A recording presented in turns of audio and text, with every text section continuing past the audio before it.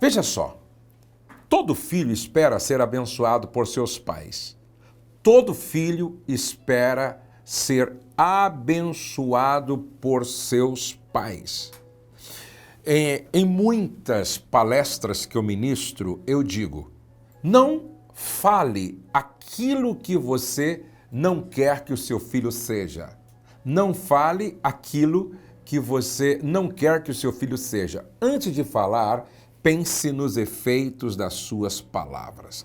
Antes de falar, pense nos efeitos das suas palavras. A Bíblia diz, lá em Provérbios 18 e 21, que a morte e a vida estão no poder da língua e quem bem a utiliza come do seu fruto.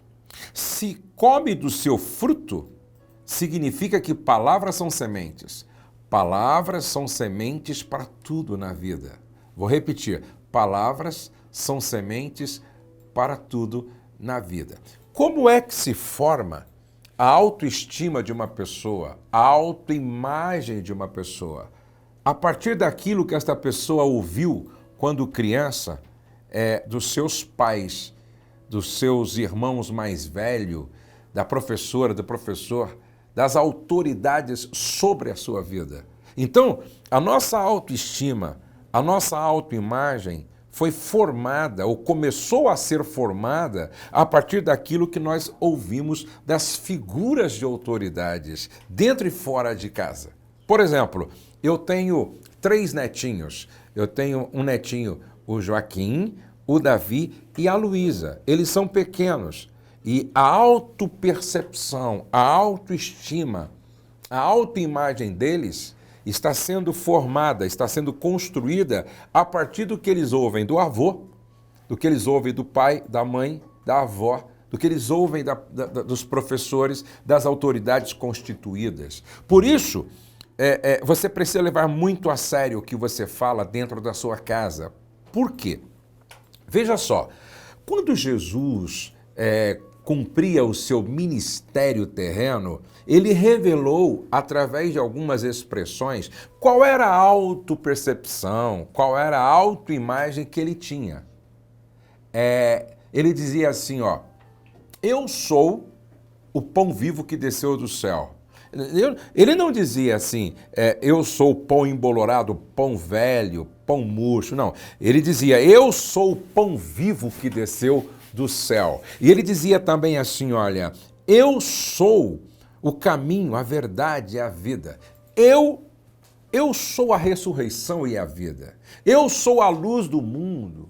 Eu sou a luz do mundo e quem me segue não andará em trevas. Você percebe como Jesus tinha uma autoestima, uma autopercepção, uma autoavaliação muito positiva? Escute o que eu estou dizendo para você. Tudo aquilo que você coloca na frente do eu sou te define. Vou repetir, hein? Tudo aquilo que você coloca na frente do eu sou te define. É a sua identidade, é como você se vê, se enxerga, se percebe. E aí você encontra filhos dizendo, eu sou burro mesmo, eu sou um idiota mesmo. Tem pessoas que dizem, eu sou um zero à esquerda mesmo. Aquilo que você coloca na frente do eu sou te define, tem a ver com a sua identidade, tem a ver como você se percebe, tem a ver com como você se avalia. Agora, Jesus fazia essas autoafirmações, não é porque a mente dele foi programada ou estava programada como um computador desde que ele nasceu. Jesus não nasceu pronto, gente. Tem pessoas que pensam que Jesus nasceu pronto. Não. Jesus nasceu como qualquer outra criança. Jesus chorou. Se fosse hoje, ele teria usado fralda descartável, usado mamadeira, quem sabe chupeta, certo? Teve dor de barriga, teve diarreia, teve dor de dente, o dente caiu, entendeu? Jesus ficou banguelinho também quando criança. Jesus não nasceu pronto. Jesus nasceu como um ser humano, como qualquer outro ser humano nasce, e passou por todas as fases, todos os processos. Agora, por que Jesus fazia tal autoafirmação. Eu sou o pão vivo, eu sou o bom pastor, eu sou a ressurreição e a vida, eu sou a luz do mundo e quem me segue não anda em trevas. Ele aprendeu com seu pai José e também com o Pai Eterno, com o qual ele conversava sempre. Jesus estava simplesmente falando sobre sua autopercepção como resultado do processo de educação que ele teve.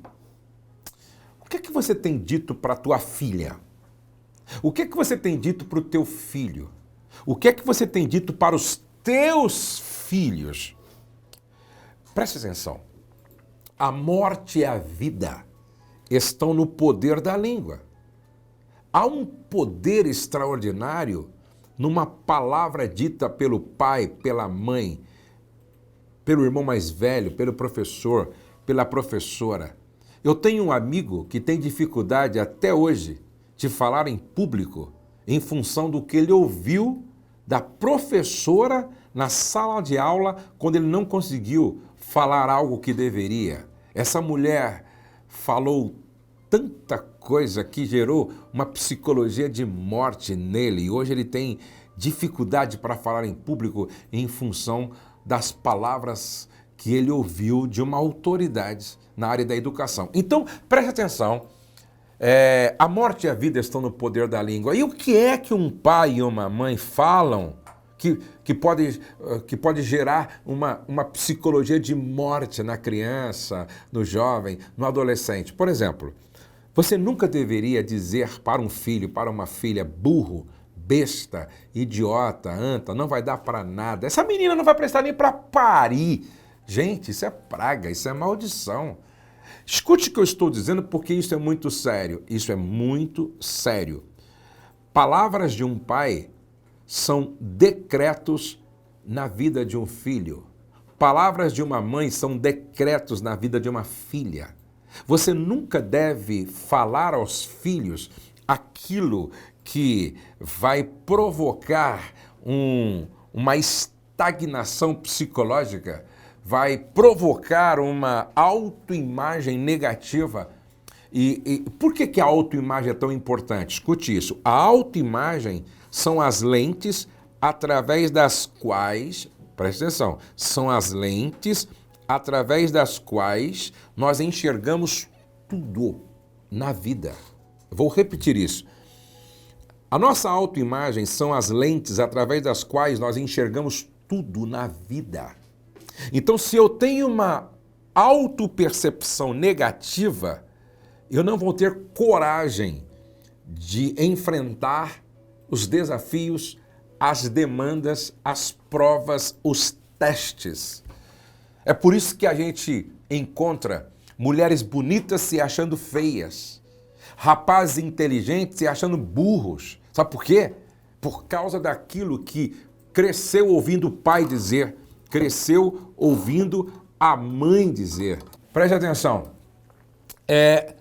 Infelizmente, muitos pais, muitas mães estão falando para os filhos aquilo que está gerando neles complexo de inferioridade. Por isso que nós temos moças complexadas, rapazes complexados, homem complexado, mulher complexada, por causa daquilo que ouviram lá atrás. Agora, talvez você esteja me perguntando, Josué, como é que a gente se cura disso? Ou como é que você pode ser curada disso? Como é que você pode ser curado disso? Primeiro, você tem que liberar perdão para o teu pai, tem que liberar perdão para a tua mãe, certo? Segundo, você tem que olhar para a palavra, para que a palavra diga a você quem você é. Por exemplo, a Bíblia diz que você é a menina dos olhos de Deus. A Bíblia diz que você é príncipe, porque o teu Pai eterno é o Rei da Glória. A Bíblia diz que você é morada do Espírito Santo. Você é catedral móvel do Espírito de Deus. A Bíblia diz que você é filho de Deus, você é filha de Deus. A Bíblia diz que o seu nome está escrito na palma das mãos de Deus. A Bíblia diz que você é embaixador, embaixatriz do reino de Deus na terra. Então, pare de ficar encucado com aquilo que disseram. De repente foi o seu próprio pai, a sua própria mãe. E olhe para a Bíblia e veja o que a Bíblia diz. Veja o que a Bíblia diz. Agora é impressionante como a Bíblia nos fala dos pais que abençoavam seus filhos, abençoavam com palavras. Eu gosto muito de contar uma experiência pessoal. Meus filhos, sempre que eu estava em casa, desde pequeno, tinham que repetir comigo: eu nasci para vencer, eu nasci para dar certo, eu nasci para a glória de Deus, eu nasci para ser uma bênção. Eles sempre repetiam isso comigo, não é? Douglas, Letícia, Pedro, não é? Repetiam comigo: eu nasci para vencer, eu nasci para dar certo, eu nasci para a glória de Deus, eu nasci para ser uma bênção, não é? E isso fez toda a diferença e eles testemunham até hoje sobre isso. E hoje eu brinco com os meus netos sobre isso. Hoje os meus netos também repetem palavras de vitória todos os dias, e é por isso que eu declaro que a minha descendência vai ser poderosa na terra, porque nós estamos cuidando muito bem nessa área das palavras. Jacó, antes de morrer, em Gênesis 49, verso 28, Jacó, antes de morrer, a Bíblia diz assim, todas essas são as 12 tribos de Israel, e isto é o que lhes falou o seu pai quando os abençoou. A cada um deles abençoou segundo a sua bênção. Veja só, Jacó está para morrer, chama os seus filhos para abençoá-los. E aí ele chama José. José se aproxima. E ele então diz assim, ele diz assim para José, o abençoando: o Deus do seu pai ajudará José. O Todo-Poderoso lhe dará bênçãos, bênçãos do alto céu, bênçãos de águas que ficam debaixo da terra, bênçãos de muitos animais e muitos filhos, bênçãos de cereais e de flores, bênçãos de montanhas antigas, coisas deliciosas dos montes eternos. Que todas estas bênçãos estejam sobre a cabeça de José, sobre a testa daquele que foi escolhido entre os seus irmãos. Esse é um pai abençoado que abençoa.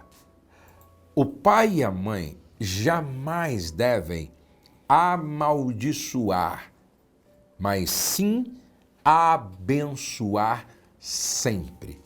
O meu papel de pai é sempre falar com os meus filhos com esta consciência: as minhas palavras são decretos sobre a vida dos meus filhos. Então, quando eu falo, eu estou desenhando o futuro profético de cada um dos meus filhos. Por isso, papai e mamãe, cuide muito bem, ou seja, cuide em relação ao que você fala para uma filha, para um filho, e que as suas palavras possam nutrir a fé dos seus filhos, que as suas palavras possam cooperar para a construção da autoimagem e autoestima positiva dos seus filhos, e que os seus filhos possam crescer ouvindo palavras de bênção, palavras de vida, palavras que expressam amor, palavras que façam com que eles sejam realmente abençoados e vencedores